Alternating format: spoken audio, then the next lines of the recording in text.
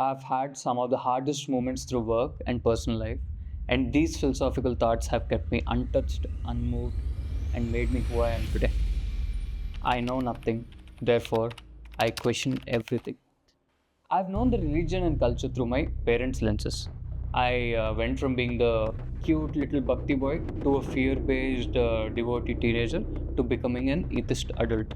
Soon I realized that an independent me was lost in the work as worship culture, lost in the society which was trying to manufacture dreams. So, my physiological needs were sorted by birth, my safety and security needs were built by my work, and my family, the work crew was setting up. My self esteem has been the priority, and I was set on a journey to self actualization. Unknowingly, I've been building the pyramid of my life.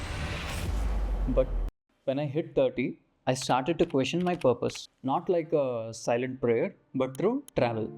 When I say travel, it is not the travel you are thinking of. It was not an escape, but for seeking. Traveling is not the 10 things to do in 3 days that I did in my 20s. This traveling is questioning everything, knowing everything from scratch through observation, through connecting with the nature. Meditation became the medium. I started to meditate by the Ganga, Himalayas, and the Arabian Sea.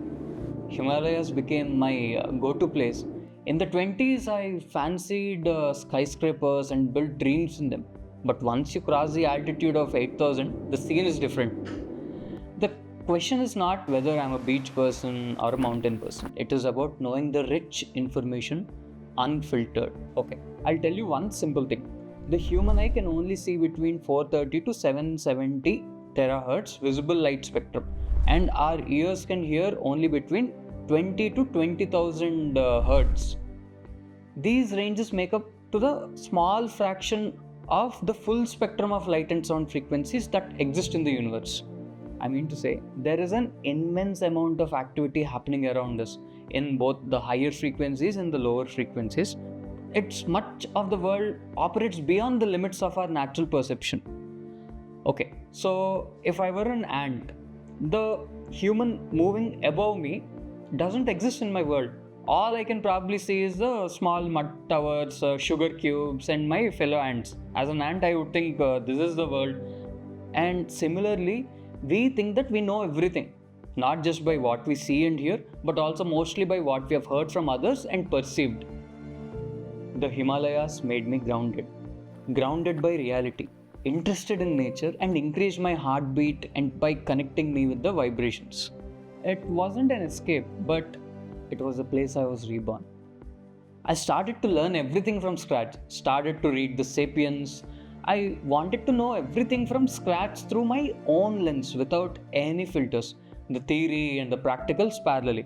I've learned about the waves while surfing, and I've learned about the trees while trekking. Wow, such a beautiful world. And here we are fighting for the smallest of the smallest things. I want this, I want that. I've learned that the entire universe is one consciousness. You are part of that superpower, so you are the superpower. I've read the Spiritual Anatomy by Daji theoretically, and I've had the opportunity to have gone through the chakras healing in Bali practically. There is rich knowledge in our ancient history, which is filtered by religion, filtered information by associations, organizations. Why? Everyone wants you to become a follower. Create fear, create desires, fulfill them, keep you in that loop. But why? Spirituality is not just bhakti. Spirituality is not just yoga. Spirituality is not just a ritual. Spirituality is not surrendering with fear. From the ghats of Kashi, I have realized that spirituality is connecting with the universe, awakening the consciousness. If the universe were a Wi-Fi network, right, you need a password to access that information. So what is that password? Realization of the consciousness, self-awareness. I know nothing. I am nothing. I'm not the body. I'm not the mind. For me, spirituality is knowing in that nothingness. So my way is knowledge, Vedanta, Jnana. I want to keep expanding my knowledge through learning ancient philosophy unfiltered, not through a religious lens, but as raw as possible. I know it is difficult.